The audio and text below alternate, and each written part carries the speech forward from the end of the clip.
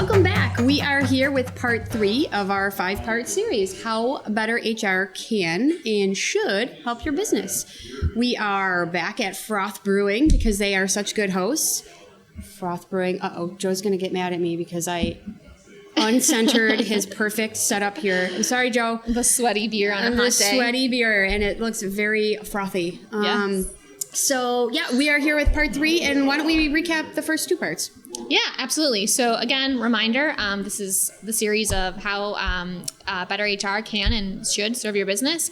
And if you didn't watch the first 2 episodes of this series, I encourage you to go back and check those out. I think there's going to be a link somewhere around. But in the first episode, we talked about really what better HR is, and that means being purposeful about HR and your people practices in your business the same way you would other parts of your business. And then in episode 2, we took it a step further and talked about how to apply the lessons and homework that you did in step 1 of creating mission and values for your business, and then setting expectations and defining expectations by role in your business and creating a structure that serves your business. And we can't express how important it is to do that homework. Yes. And really take time on it. Don't rush through and try to put maybe 5 bullet points together, because this is really going to be the foundation of creating what we want for your business. Yes. So today we're going to talk about kind of the second part of that foundation setting and purposeful ways of doing that. So in the last episode, you guys hopefully spent some time thinking about putting together a structure that serves your business mission, and then within that structure, roles and define accountabilities within those that, again, get everything done that need to get done for your business that you can then use to set expectations with your staff. So today we're going to talk about, aside from those business expectations, right, job role expectations, what successful performance looks like in each position, we're going to talk about being purposeful about setting those expectations from a behavior standpoint. So this is really where your values work that you did in the first episode and that homework is going to come into play. Because, Jen, I'm sure you have to do your job well and get done what you're supposed to do in your job in terms of checking things off the list, accounting-wise, HR-wise. I do know that. But it definitely depends how you get it done, right? And today we're going to talk about values and helping those drive those expectations. And those are always a part of how you're deciding and evaluating whether an employee is a good fit in doing their job well also. So where this really comes into play is using those values to do things like create policies and procedures, many of which will then live in an employee handbook, to set those expectations. So what we're talking about is things like time off, things like attendance, listing your values in your handbook to determine, when someone can do something in order to get their job done and it's okay, and when it's not okay. And that could even be things like how people express complaints or how you treat your coworkers or act in a meeting.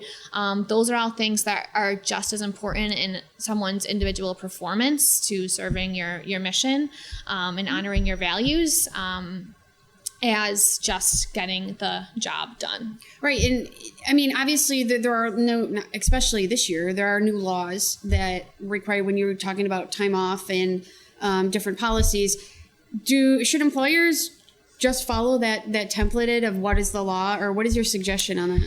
Yeah, so again, all this work that we're talking about in this episode today is really what kind of builds your handbook. So the policies and procedures that you give to your staff and communicate to them, but even internal documents like a manager's guide or internal procedures on, what qualifies someone for a promotion, or when, people are allowed to be flexible about time off and things like that. And so there are a ton of, labor laws, as we all know, out there at the federal and state level that kind of, determine from a minimal standpoint what you need to do, right? Like New York State paid sick leave came out this year, and everyone was required now to give a certain amount of time off in a certain way. But really above and beyond that, again, you need to take the time to create versions of these policies that then go in your handbook or wherever they're going to have them serve your business and best serve your business. So that's creating almost a Bible here and a guidebook for when something happens and someone acts a certain way, whether it's you as an owner or a leader or just a manager, like a frontline manager in your business. This will communicate to them how to know what's good and bad and how to react, and then help you, again, hold employees accountable at the end of the day for those things. Because this is usually the gray area, right? Like, I have a lot of clients come to me and it's like, this person's performing in their role, but they're being disruptive, or they did this thing that we really don't like. And so many times clients are uncomfortable with handling these kinds of issues. And then you can use this guidebook to go back to and point to, hey, we told you what was good, we told you what was bad, and we're holding you accountable to this because we say right here that this is how you need to act. Absolutely. There's a lot more to your job than checking the boxes and fulfilling those duties. Right. It's how your behavior is. And we all know, and we have all been in environments and workplaces that it becomes toxic if there's one person that takes advantage of that or has that behavior, and that affects all employees. And then you could lose those other employees if you treat them differently or allow this behavior.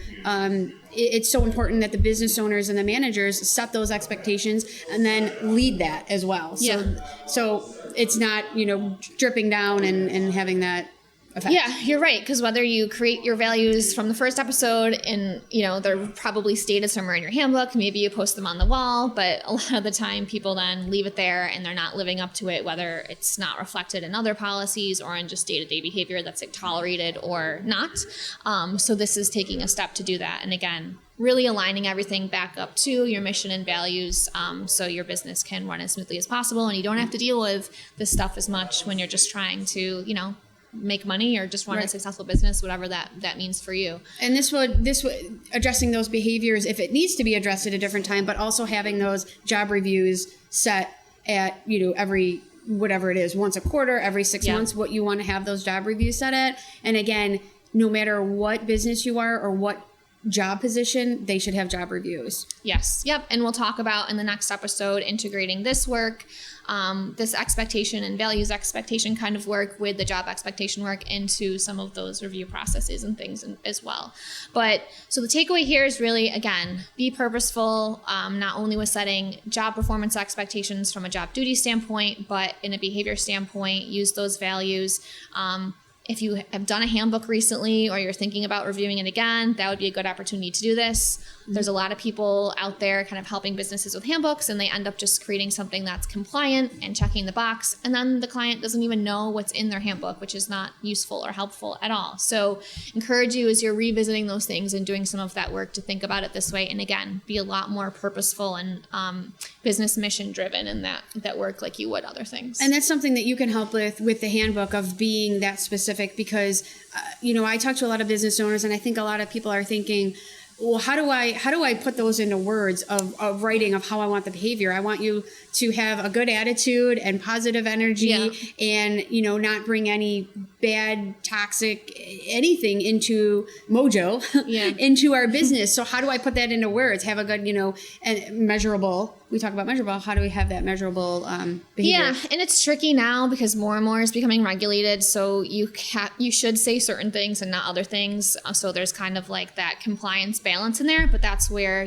someone like myself can come in and really help do that, inform that. So think about these things.